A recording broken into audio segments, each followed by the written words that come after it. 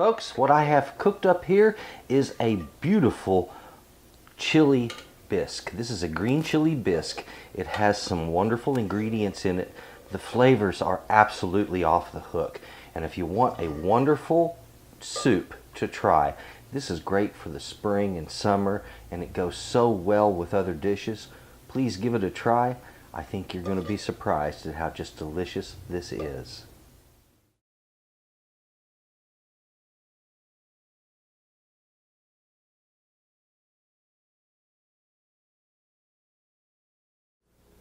Today I'm going to cook up a green chili bisque.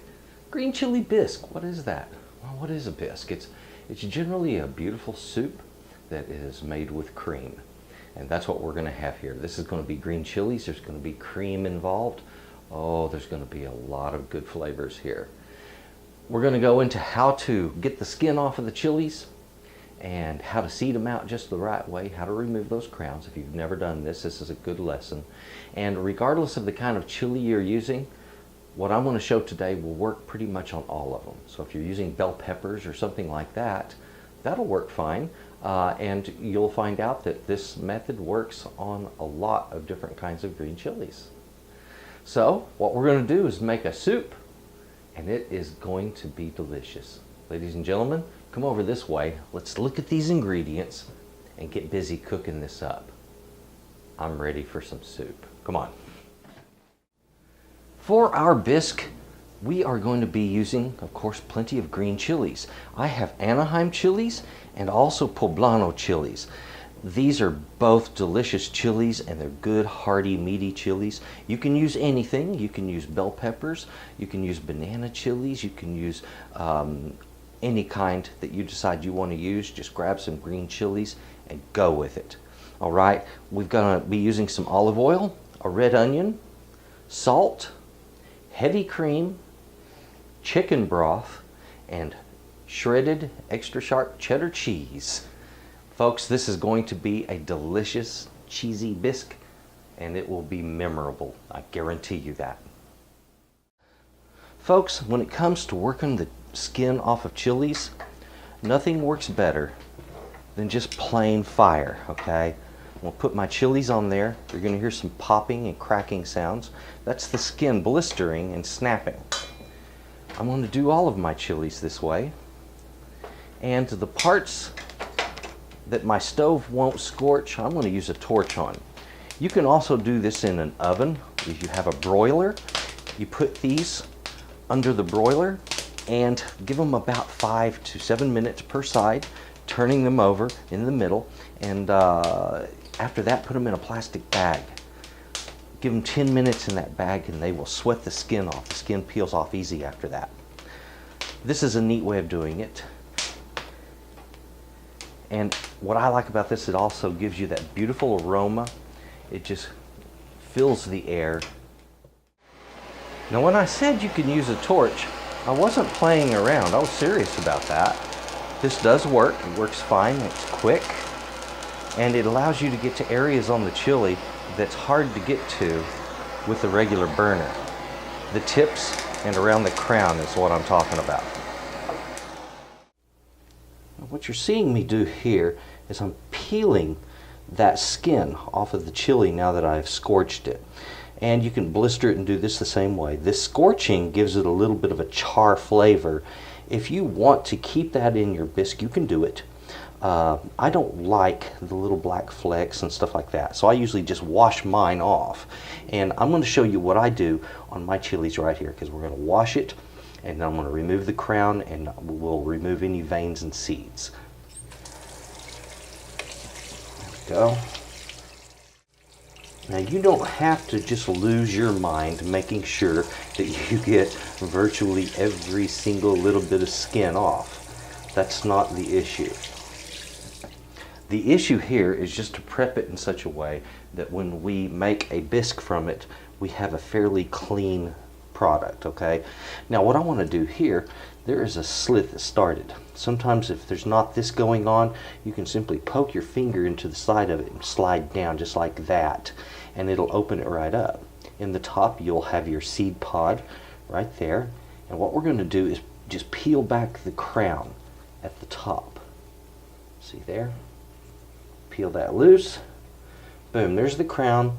What was left of the base of the seed pod, I can wash the inside out. Now, if these veins are bothering you, never pull down on them. It just tears the chili and makes it harder to work. Snap them up and they'll pop right off.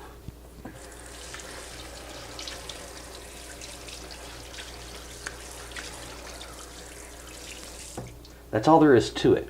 We now have a chili that is ready to slice and dice. Okay folks, let's get a cutting board out, get your knife ready. We want to dice all of this, all of our onion, all of the chilies into about 1/2 inch square pieces. First off, when it comes to slicing chilies, it's easy enough. Once the skin is off, whether it's inside or outside, you can slice it either way, guys, and it comes real easy. So 1/2 inch wide strips is what I'm making here. If I want, I can split these down the middle and double up.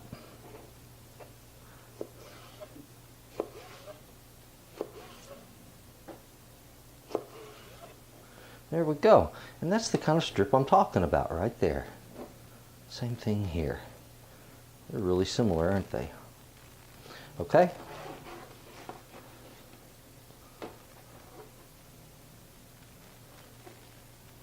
And again, about 1/2 inch.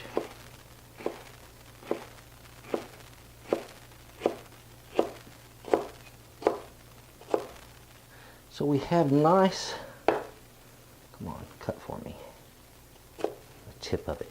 There we go. We have nice little squares there now. See? That's going to work out perfectly for us. So we got good little bits in our pot. So if you would, just go ahead, do all of your green chili the same way. Let's get busy with the onion now. If you'll notice, the onion looks dry over here and wet over here, and that means we have part of this layer of the onion that has dried out. And I'm going to remove at least one layer, maybe two. When I first cut an onion, and this is a good lesson for you, I always start with the stem end. Never start with the root end. And the reason, the onion will release juices faster from this end than it will from this end, okay? It's just the way the thing is built. It works that way. So you'll know when it comes time to work with something that's round and difficult to work with, you need to be as safe as possible. So on that knife, you're going to choke up and pinch the blade with your thumb and your first finger, and that keeps that knife from accidentally rolling and turning towards your hand. You don't want that to happen. And if you pinch the blade, that stops that occurrence from happening altogether. Wrap your fingers around the handle, get a firm grip. And let's go ahead and take off the stem end. There we go, nice and clean. Get that out of our way. This outer layer, as I mentioned before, is going to have to be removed. So what I'm going to do is just run my knife up the side of this, and we're going to go taking it off. I just cut through the thin part of the outer layer, just like that, see? Now, when it comes to dicing something that's layered and round, okay, so you got a three-dimensional object, that means you have to make a three-dimensional cut, which means cuts going this way, cuts going this way, and then cuts going this way. And if you do that, you get perfect dice. That's what professional chefs do on these things, and that's what I'm going to show you how to do the way they do it. First thing is, face that onion with the cut part towards you and the root away from you. This first cut, never make it with the knife coming this way, because you can cut through the onion and it's headed right towards your gut, okay? And if you're left-handed, never do it this way. Always cut away from yourself this way, or right-handed like this. When we make this cut, we want to come up on the onion the width of our dice. So our dice is about 1/2 inch, so I want my width to come up to about there. Okay, so I want to make a cross cut at that point. This is important. Never hold the onion like this. Put your fingers together and put them right on top. Never anywhere else. If it slides or moves, never move your fingers, okay? Push the knife in. Now right there it got stiff. It's hard to move. what do? Don't fight it, and don't move these fingers. Take the blade and twist it like you're rotating it. See? You hear that crackling? It just came loose. I can do it again. See there? Isn't that nice? And you do that safely. Let's make another cross cut. Now, what does that cross cut do? Why do I do that? What that does is if I make cuts this way and this way, the pieces from the side here would be rectangle and real long. If I make that cross cut, they're not. They're that width right there. Okay, so we do that way. Next step is on the inside of this top cut here, move over a 1/2 inch and make a downward cut. All right, straight there, but not all the way back. Do it again, another 1/2 inch. Again, and right here, the last time, boom. Now when I cut this, I want to get perfect 1/2 inch dice. Here, look at that. Look at this, folks. That's what we're going for. The same size pieces as the pieces that we put in there of chili.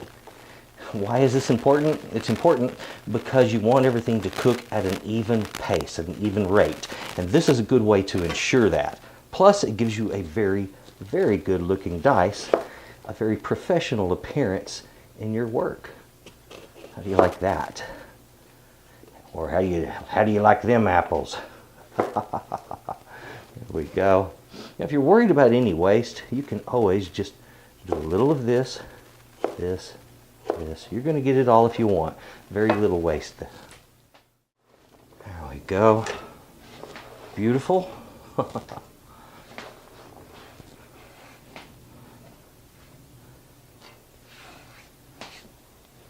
Now, if you've never diced onion before, you certainly know how to do it the right way now. I'm going to put some olive oil in here and put some heat under it. We're going to cook at a medium high, and I'm going to sweat this down. I need a lid also. There we go. I'm setting my heat, making sure I'm at a medium high. Now, I only started at a medium high. When I cover it, I'm going to lower that to medium. First thing I want to do, let's get some salt in here. That's maybe a 1/2 or slightly more of a teaspoon. And I want some olive oil. There we go. And I just need a spoon, get this all stirred together.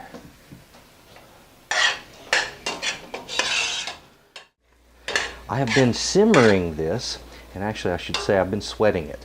This has been with a lid on it, and you can see the onions are still fairly opaque. So I want to cook this a little more until they are more translucent. Folks, this has had a while to sweat, almost 20 minutes now. And look, the onions are much more translucent. The chilies are very soft. This is right where it needs to be. I'm going to go ahead, pour in my broth. I want to bring this to a high heat. And I'm going to put it on a high heat only long enough to get this to break a boil. As soon as it breaks a boil, I'll lower the temperature to low, cover it, and allow it to simmer for 15 minutes. Now that I have this cooked up, I want to transfer about 3 cups of it, 3.5 cups, to a blender. So that is approximately half of the total volume that I have in that pan.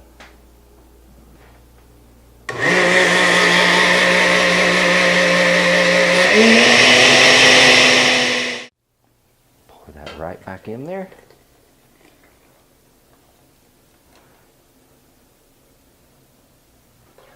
Now that's looking a lot better. Now that we have this partially pureed, I can go ahead and start adding my cream and my cheese. I've already turned the heat off. There's plenty of heat in here right now. Now let's get our cream in here.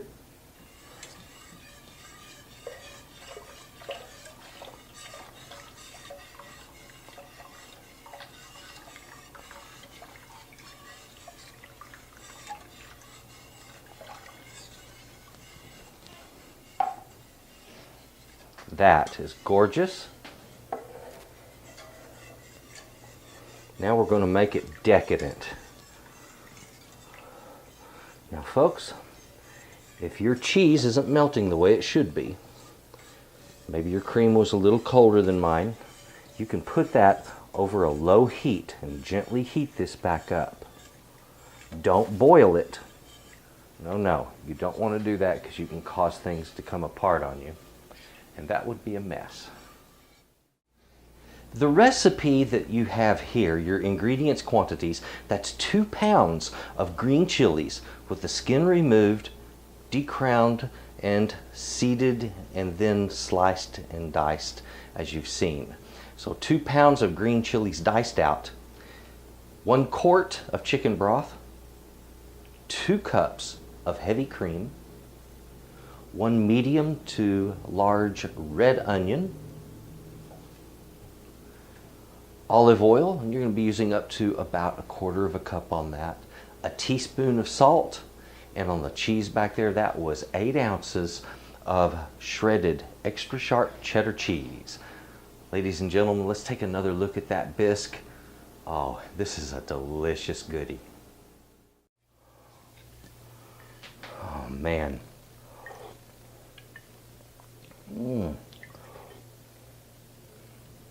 This is so good.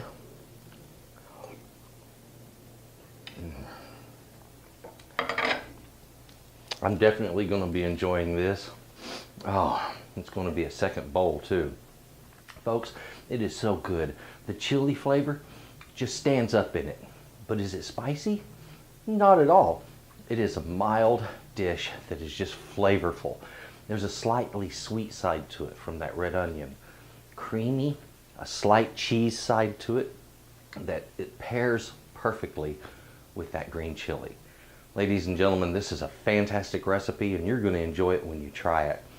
Thanks for watching. I do appreciate that. And if you haven't done so already, please subscribe. Please share this recipe with others. Share the video. If you haven't done so and you enjoyed this, click the like button and drop something down in the comments box. You'd be surprised. I answer a lot of those. Folks, thank you very much. Have a good day. And please enjoy that bisque.